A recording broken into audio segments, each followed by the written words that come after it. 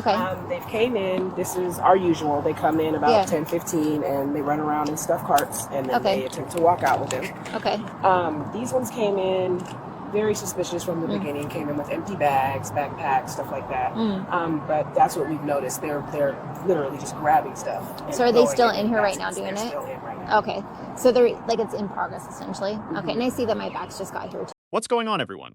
Today, we're breaking down a fascinating body cam footage from what appears to be a Burlington store in the Bonnie Lake, Washington area where officers respond to an active shoplifting call. What starts as a routine retail theft investigation quickly develops into something much bigger, with suspects admitting to warrants, officers uncovering hidden merchandise, and a store employee providing a detailed account of what they witnessed.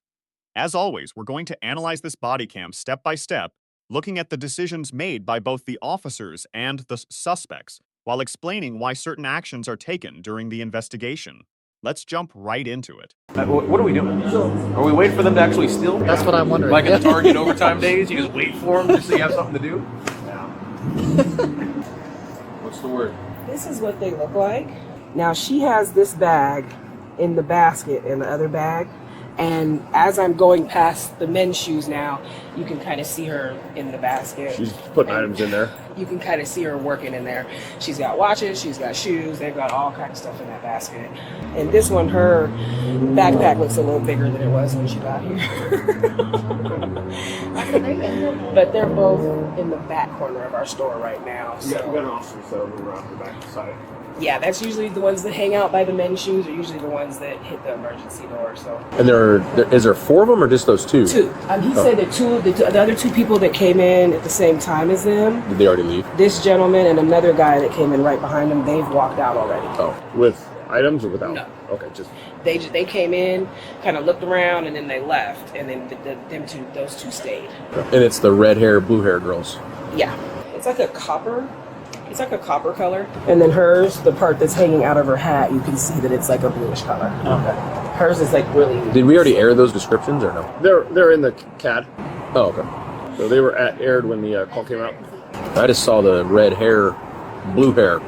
Yeah, I was like, got it. Well, I am And like a puffer jacket or something. 20 minutes, and that's usually when they take a run for it. So let me do that and see if they make a move. Okay.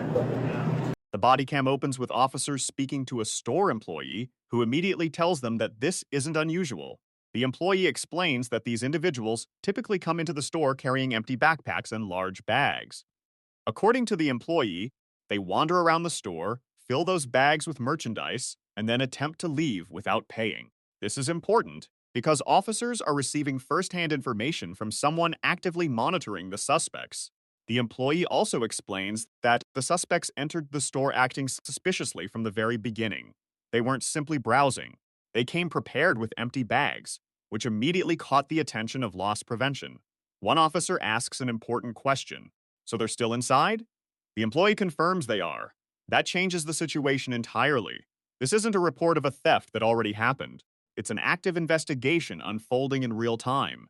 The officers decide to wait and gather more information instead of rushing inside and confronting the suspects. This is often the smarter approach because they want to understand exactly what's happening before taking action. Uh-oh, she came back already. That was quick. They're in line right now.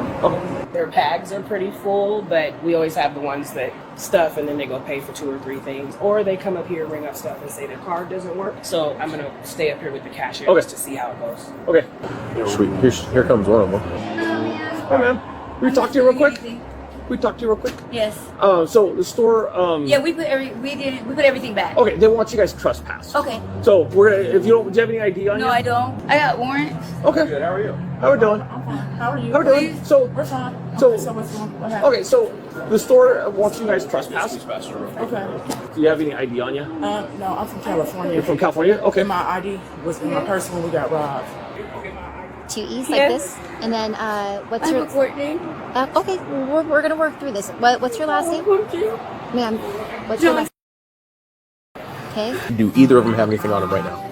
In their bags. They've stuffed Both of stuff in them? their bags. I know this lady with the ones on her body. Those are the ones that she had in the basket. Okay. Everything Do she we had know in the for basket. sure about the other girl kind of walking away? I'm not positive, Okay. but I know her backpack does look fuller than it was when she came Okay, out. but for sure the white jacket one, for sure. Yeah, they've Okay. Okay. First time in the store. Like, I wasn't lied to you. So what we do? Go That's ahead. fine. So take these back. Take this back off. All right. Okay. Okay. Just relax. All right. I'm gonna take this one off as well. Why am I being arrested, sir? So we'll plan just a second. Okay. Okay, but why am I being arrested? But why am I being handcuffed? For theft. Okay. It's for theft. But this is my first time being in this Burlington, sir. Okay. So For stealing. for stealing. So they are saying that they saw you put stuff in your bags, and now you're walking out with said bags. So that would be stealing. As officers prepare to enter the store, they begin asking questions. How many suspects are there? Where are they? What are they doing? The employee begins describing exactly what they are seeing. One suspect is placing merchandise into bags. Another suspect's backpack appears much larger than when they entered. The officers also learn that 2 additional people entered with them, but have already left. At this point, the officers aren't assuming a crime has occurred. Instead, they're gathering evidence. One officer even asks whether they should wait until the suspects actually steal the merchandise. That's a critical question. Police need probable cause. Simply carrying a backpack through a store isn't illegal. But combining suspicious behavior with eyewitness observations and disappearing merchandise starts building a stronger case. The employee continues providing updates, almost like a live play-by-play. Watches, shoes, various items disappearing into bags. The officers are listening carefully because every detail matters. Suddenly, the employee notices something. The suspects are making their way toward the checkout area. Their bags now appear full. But according to the employee, they've seen this routine before.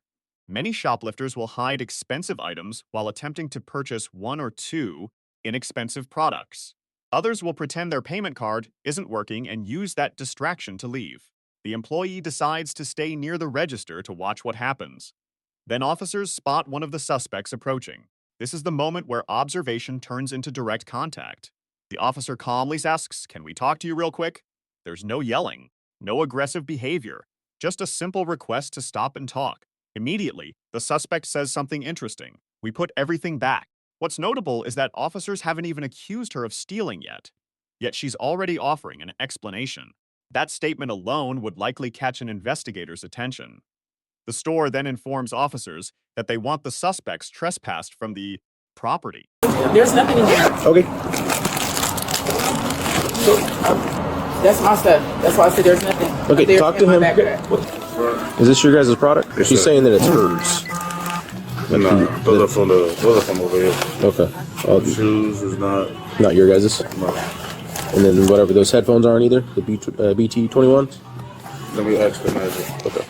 You say American Eagle, so I'm assuming no. But how about some shoes or the headphones? No, those aren't from here. Okay. That's just the first bag. So, yeah. What bag was she putting it in? The So both of the duffel bags. So not this one. Yeah. Ah. Okay. Okay. Whose stuff is this? That's my. Oh, not to that part yet? Oh, all right, my bad. And you said the only thing out of that bag is the coat. I promise you. Okay. Is there anything in her bags? No, That she- that's our stuff. That's In the bags? besides the coat is theirs. Okay. But other than that, that's our stuff. Okay. I promise you. I'm not lying to you. Is there anything in that bag that we need to know about that belongs to the store? It's okay. Just set it here. Yeah. I just wanted to know if you just All just this is my stuff. Okay, so just don't open that right now. I'm sorry. Is that her? Oh yeah, that's Yeah, her. yeah. And she told me she had put away warrants as well. She was like, "Ma'am, I have warrants for theft." Lachey, whatever? Okay. Can you go and stand up for me? Am I going to jail? We're gonna take you in on those warrants. Hey, And she's got a felony warrant. please no. Are those your shoes? Yes, they're Jordans. They're brand new. They're mine.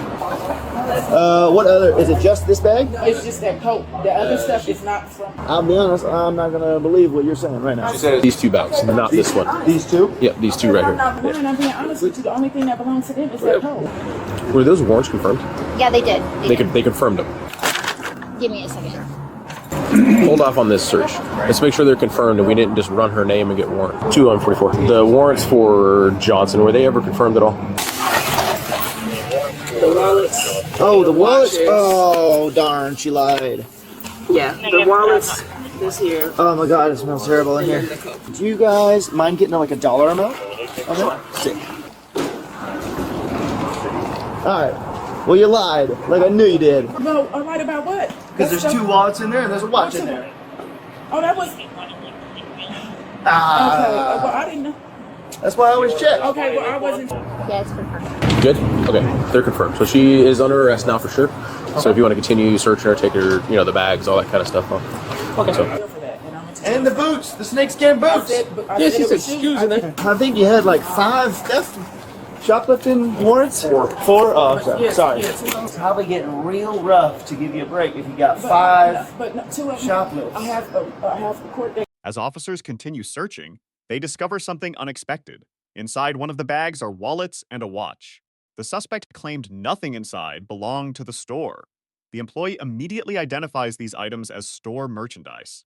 An officer responds, "Well, you lied."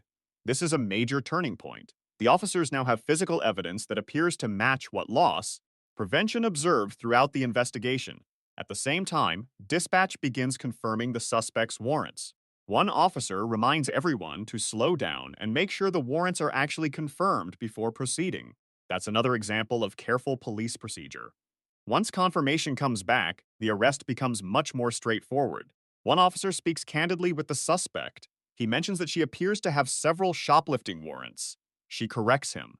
She says there are 4. The officer tells her something important. "You've got to stop stealing." The suspect quietly agrees. She admits she's trying. The conversation remains calm throughout. The officer also mentions an out-of-state felony warrant and explains that it isn't simply going to disappear. This moment adds another layer to the body cam because it shifts from investigating a single theft to discussing the broader consequences of repeated criminal behavior.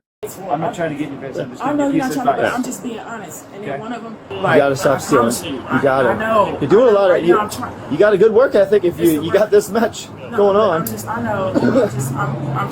trying. I know. Okay. Just did anybody tell you had the felony warrant out of state? Okay. That will not go away ever. It's going to be there forever. So at some point they'll probably get fed up and take you. Just know. All right. Yeah, I'm just gonna have to sit. Yep. Sit there, just like that. Perfect. All right. Hang out here. Hey, how you doing? Can you tell me if this is yours? Yeah. They literally trying to buy this. Like, can you hold this for us? I'm like, no, we can't. Okay. Yeah, let me see this. But it is from here. You're sure? It is from here. We sell these. Yeah. But this looks super worn. Okay. Yeah. So we are going to end up taking you. Partially that, but mainly from us. Okay, there's a lot of stuff that, you know, and like I said, I'm going to be straight up honest with you, okay? Bonnie, I guess Bonnie, confirmed. And when as soon as they entered, where did they go first? They went to shoes, women's shoes, and they went to the baby section. And that was the first place that we seen them acting a little suspicious. They were kind of just grabbing shoes, and then they would start the conversations when we came over, like, "Oh, what size shoe does this nephew or that nephew wear?" And I'm like, "You're in women's shoes," talking about what your nephew wears. From there, the one with the white sweater and the black stretch pants, we saw her leave shoes, and then she kind of hung out in the girls section. The other one began to run kind of back and forth. She was like grabbing stuff and bringing it to her, grabbing stuff, and they had the basket with a bunch of different stuff in it. And Like a little basket that you carry? yeah, it was a cart. Okay. And then they had came here, grabbed a couple watches, went over here in our queuing, grabbed a couple wallets, and then they were hanging out in the men's shoe section. So I walked past them about 3 or 4 times, and I had noticed the things in the basket slowly disappearing. Like, I walked by, you didn't go anywhere, but the watches are gone, the wallets are gone, these things are gone, and their bags were now stuffed and zipped. At that point, it was about 5-6 minutes before that when I called you guys because I noticed the suspicious behavior. After that, they attempted to come up to the register. They took 2 things out of the basket, a pair of shoes and a kid's jacket, and told my cashier, "Oh, my card's not working. I'm going to have to go to the ATM," before she even rang anything up. Finally, the employee gives officers a complete timeline. The suspects entered the store, went to women's shoes, moved into the baby section, collected watches, picked up wallets, moved into the men's shoe department. The employee explains that every time they walked by, merchandise disappeared while the suspects stayed in the same area.